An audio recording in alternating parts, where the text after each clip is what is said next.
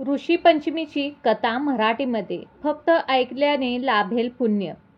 ऋषी पंचमीची कहाणी. ऐका ऋषीश्वरांनो, तुमची कहाणी. आटपाट नगर होते. तिथे एक ब्राह्मण होता. तो आपल्या शेताभोवती कष्ट करून सुखाने नांदत होता. पुढे एके दिवशी काय झाले, त्याची बायको शिवेनाशी झाली. विटाळ तसाच कालावधी. त्या दोषाने काय झाले, तिचा नवरा पुढच्या जन्मी बैल झाला. त्या बैलाला आपल्या मुलाच्या कुत्रीचा जन्म आठवला. देवीची करणी. दोघेही आपल्या मुलाच्या घरी होते. ते मोठ्या धार्मिक होते. देवधर्म करत, श्राद्ध पक्ष करत, आपल्या ब्राह्मणाचा समाचार घेई. एके दिवशी त्याच्या घरी श्राद्ध आले. त्याच्या बायकोने सांगितले, श्राद्ध आहे, खीर पुरीचा स्वयंपाक कर. ती मोठी पतिव्रता होती. तिने 4 भाज्या केल्या, 4 कोशिंबिरी केल्या, खीरपुरीचा स्वयंपाक केला. तितक्यात काय चमत्कार झाला. खिरीचे भांडे उघडे होते. त्यात सर्पाने आपली गाळ टाकली. हे त्या कुत्र्याने पाहिले. मनात विचार केला, ब्राह्मण खीर खातील आणि मरून जातील. मुलाला ब्रह्महत्येचे पातक लागेल म्हणून उठली. पटकन जाऊन खिरीच्या पातेल्याला शिवली. ब्राह्मणाच्या बायकोला राग आला. तिने जळते कोलंता घेतला आणि कुत्र्याच्या कमरेत मारला. तो स्वयंपाक टाकून दिला. पुन्हा स्वयंपाक केला. ब्राह्मणांना जेवू घातले. कुत्रीला काही उष्टमाष्ट देखील घातले नाही.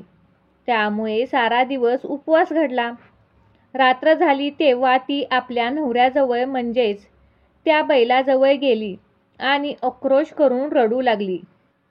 बैलाने तिला कारण विचारले. तिने घडलेली हकीकत सांगितली व म्हणाली, आता मी काय करू. बैलाने तिला उत्तर दिले, तू आदल्या जन्मी विटाळ घरात कालवलास, त्याचा संपर्क मला झाला. त्या द्वेषाने मी बैल झालो. आज माझ्या मुलाने मला नांगराला धरले, तोंड बांधून मला मारले. मी देखील आज उपाशीच आहे. आज त्यांचे श्राद्ध फुकट गेले.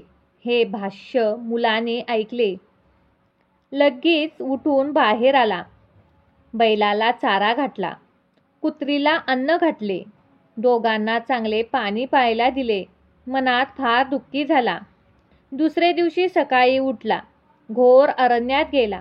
तिथे ऋषींनी त्याला प्रश्न केला, तू असा चिंता करत का आहेस.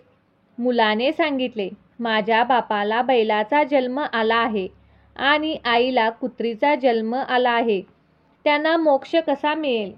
तेव्हा ऋषींनी सांगितले, तू ऋषी पंचमीचे व्रत कर. हे व्रत कसे करावे. भाद्रपदाचा महिना येतो. चांदण्या पक्षातील पंचमी येते. त्या दिवशी ऐन दुपारच्या वेळी नदीवर जावे. आघाड्याच्या कष्टाने दातवन करावे. आवळा काडी काढून घ्यावी. तीळ कुटून घ्यावेत. केसाला लावावे. मग आंघोळ करावी. धुतलेले वस्त्र नेसावे. चांगल्या ठिकाणी जावे. आरंदतीसह सप्तऋषींची पूजा करावी. असे 7 वर्षे करावे. शेवटी उद्यापन करावे.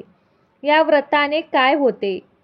रजवेसलेचा दोष नाहीसा होतो. पापापासून मुक्ती मिळते. नाना तीर्थाचे स्नानाचे दानाचे पुण्य लाभते. मनी इच्छिले कार्य होते. मुलाचे हे व्रत केले, त्याचे पुण्य आपल्या आईबापाला दिले. त्या पुण्याने काय झाले. रजोदोष नाहीसा झाला. आकाशातून विमान उतरले. बैल होता तो सुंदर पुरुष झाला. कुत्री होती ती सुंदर स्त्री झाली. दोघे विमानात बसून स्वर्गास गेले. मुलाचा हेतू पूर्ण झाला. तसा तुमचा आमचा होवो ही 7 उत्तराची कहाणी 5 उत्तरी सुफळ संपूर्ण.